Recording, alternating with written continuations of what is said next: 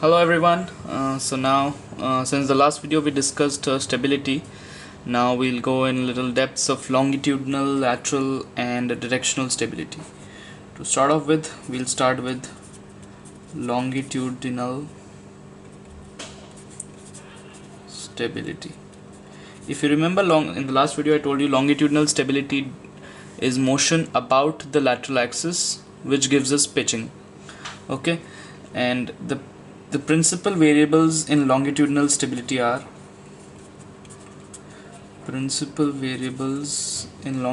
motion are pitch attitude, angle of attack, which will differ from the pitch attitude by the inclination of the flight path, and TAS, true airspeed. So these are the principal variables of longitudinal stability. And longitudinal stability generally consists of two modes of oscillations.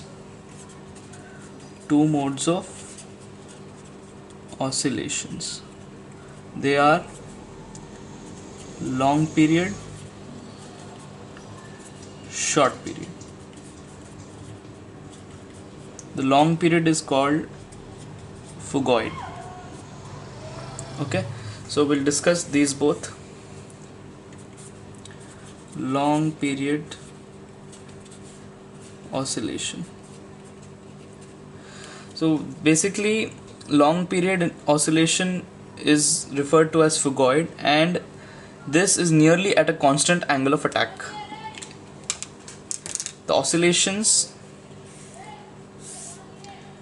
do not dampen easily and continue to oscillate.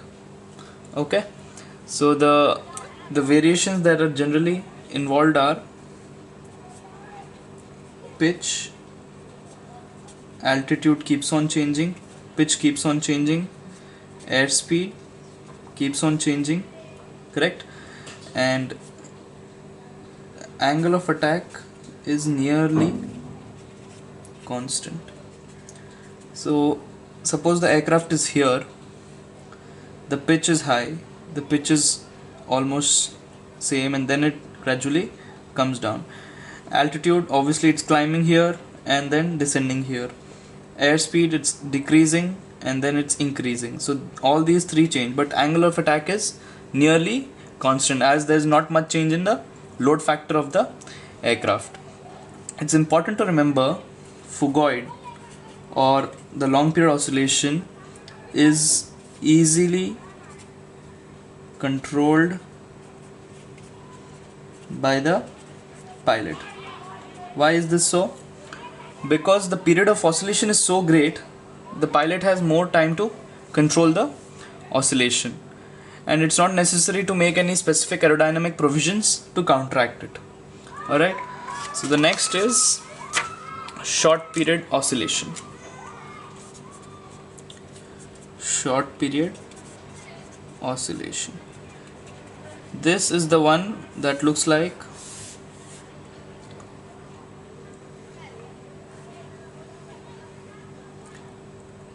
it gradually dampens. So suppose this is your angle of attack and this is your time. So short period oscillation, the amplitude of the short period oscillation is being decreased by pitch damping. Alright, so the important point in this is nearly at constant speed. Okay, this short period oscillation is nearly at constant speed and it is not easily controlled by the pilot. Okay, longitudinal stability is now it's desirable. You can just note down these few points. It is desirable to have maximum forward CG, which gives maximum longitudinal stability and high stalling speed. But if forward CG limit is exceeded, what will happen? Naturally the aircraft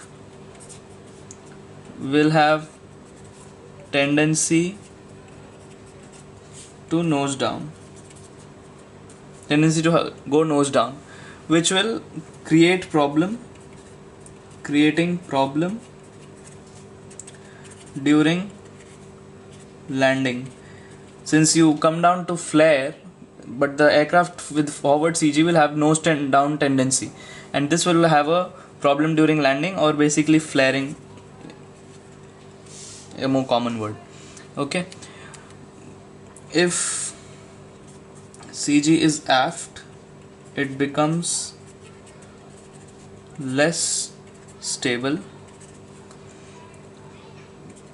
and if it moves further beyond the aft limit, it becomes neutral stable. If you remember in the last video, I had drawn a diagram which showed the static margin and the minimum required static margin. So this is the similar application. And if the rare limit of CG is exceeded, the rare limit of the CG is exceeded, aircraft is obviously nose up or tail heavy, right? Tail heavy, and stalling condition is aggravated. Alright, and it is very difficult to recover from a stall or a spin. Alright, and longitudinal stability can be generally achieved by maintaining the CG within the limits, and the CG should be ahead of CP. This is important. CG should be ahead of CP. This will ensure longitudinal stability, and obviously the design and the position of the tail plane shall also help longitudinal stability. One more key point is the stability is reduced at a high altitude due to reduced aerodynamic damping. Okay, then we'll do directional stability. Directional stability. So directional stability is also called as your weathercock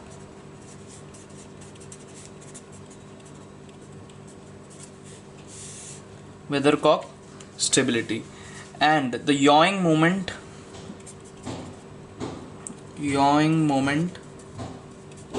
N is given by CNQSB, where Cn is your yawing moment coefficient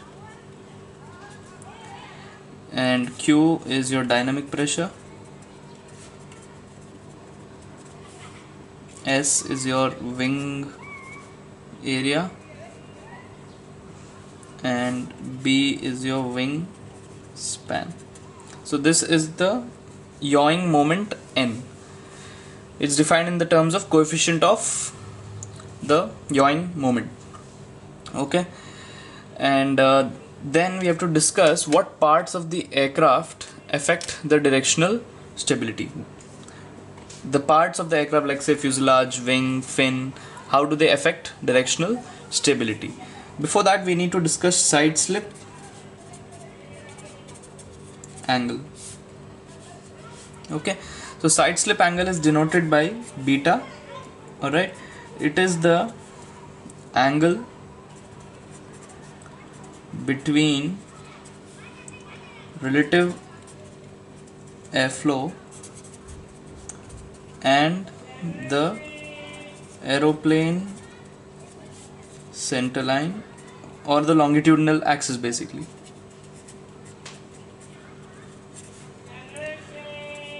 This is viewed from the top. If I draw a diagram, it will be much easier to understand. This is viewed from the top.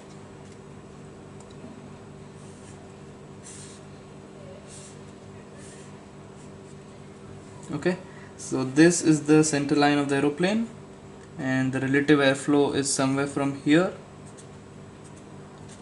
Okay, so this is your angle beta, side slip angle. Alright, a yaw to the left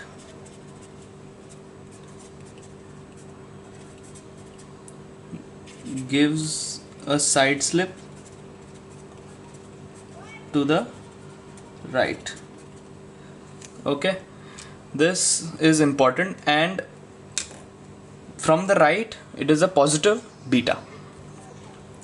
Basically it is positive when the relative wind is displaced to the right of the aeroplane center line. Alright, so this is positive, this side will be your negative. Now we'll discuss the impact of various aircraft components on directional stability. Fuselage. Generally, fuselage is destabilizing in nature. This is in terms of directional stability. Alright, then there's something called as dorsal and ventral fins. Now if you view the fuselage from the from the side view, okay, so there will be a structure like this. Alright, so this is your dorsal fin, this is your ventral fin. Now what dorsal and ventral fin do is, so when, suppose if the aircraft is yawed to the right, okay, aircraft yawed to the right.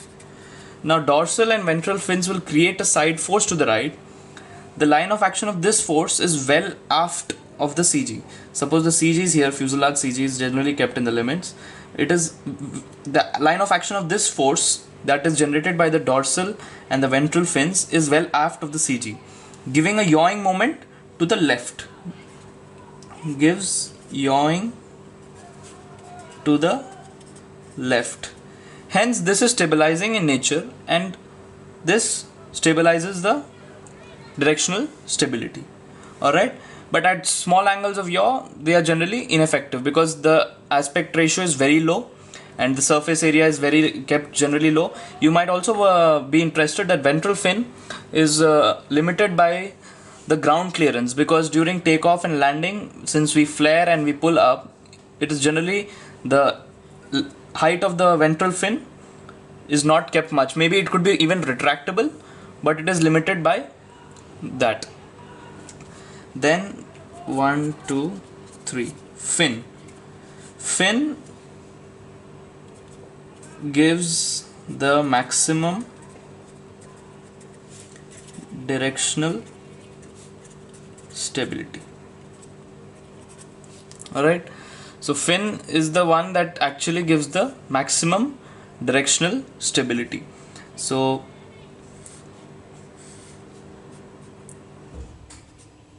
this is your fin. Okay, now there's another important point that you would want to know is larger than required fin may result in spiral instability, and then it is very difficult to recover from a spin. So fin does give a lot of directional stability, but a larger than required fin for an aircraft may result in spiral instability, and further if you enter into a spin it will be very difficult to recover. Fourth one is wing. So generally a swept back wing produces a stabilizing effect. Though it is, it's not the contribution of the wing to static directional stability is usually small, but the swept by wing gives a little stabilizing effect. Alright, so now we'll discuss lateral stability.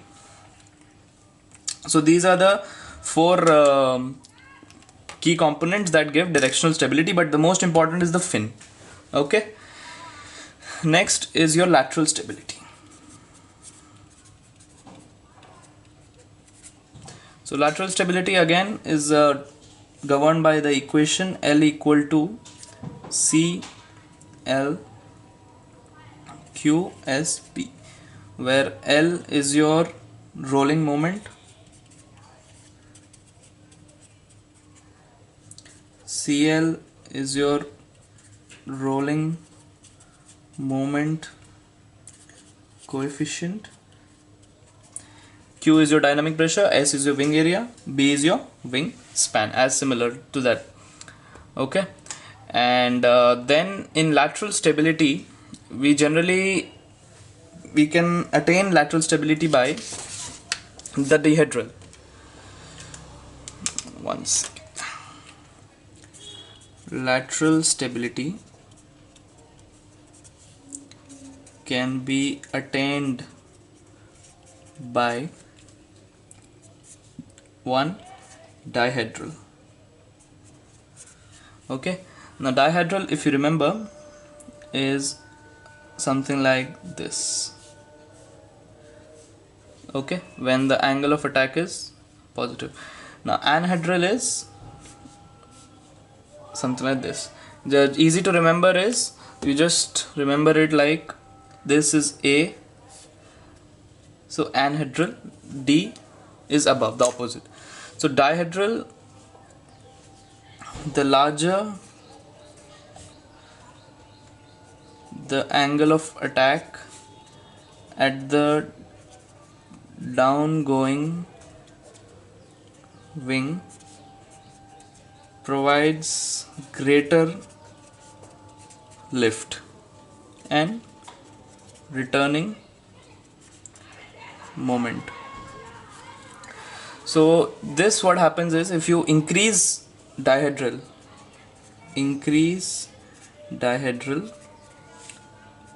more is your lateral stability. If you remember, lateral stability is the motion about the longitudinal axis of the aircraft, right? So longitudinal axis of the aircraft will give you rolling. Now if the aircraft rolls like this, the larger the angle of attack at the downgoing wing provides greater lift and returning moment, so the lateral stability is better. Alright, now the second most important aspect is the wing. A swept back wing, obviously dihedral is also important, but a swept back wing increases lateral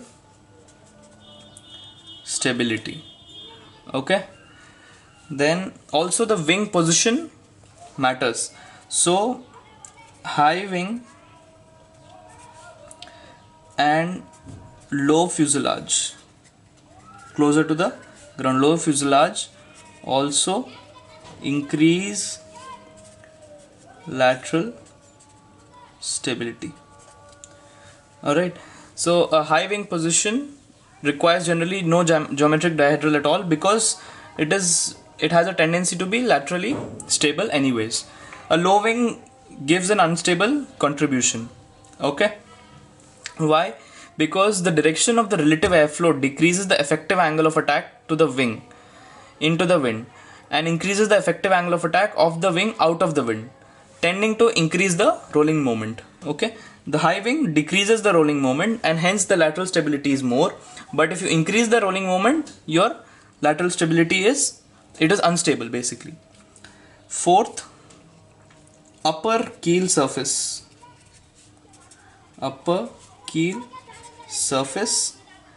Increase in upper keel surface basically your lateral stability increases. What is upper keel surface? That is the question now. Upper keel surface is this part where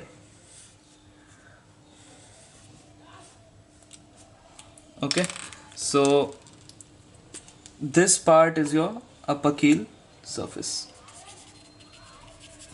So increasing this gives you lateral stability. The rolling moment has a tendency to be reduced, and hence the lateral stability increases. The last point we have here is the most important. Flaps and anhedral obviously reduces lateral stability. Flaps and anhedral reduces lateral stability. Why is that? Because if you see the equation here, if you derive CL out of it, you will get L by Q as B. Now flaps will increase the area, and hence increase the area will decrease the rolling moment coefficient, right? And this will in turn reduce your rolling moment. Okay, so this reduces lateral stability. This is an important point to note. Alright, I guess that's it for the stability, longitudinal, lateral and directional stability. If you guys have any doubts, just drop a comment. I'll get back to you as soon as possible. Cheers, see ya, like it, share it, bye bye.